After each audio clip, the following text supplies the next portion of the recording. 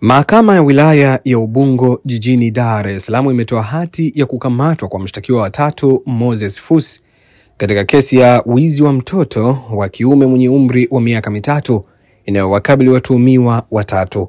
Hati hiyo imetolewa na hakimu mkazi mwandamizi Joseph Mwenda baada ya wakili wa serikali Happy Chacha kusema kuwa shauri limeitishwa kwa ajili ya kutajwa ila mshtakiwa wa tatu hayupo mahakamani.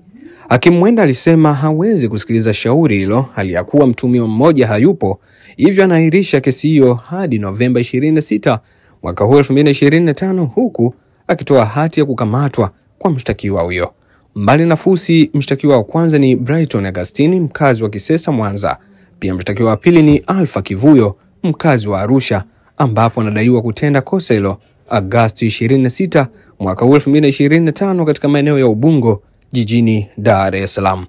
Inadaiwa kwamba siku ya tukio alimuiba mtoto huyo majira ya asubuhi wilaya ya Ubungo wakati akiwa nje ya nyumba yao akisubiri gari ili apelekwe shule, na akapatikana siku hiyo hiyo ya Agosti 26 mchana maeneo ya Mbwewe mkoani Tanga.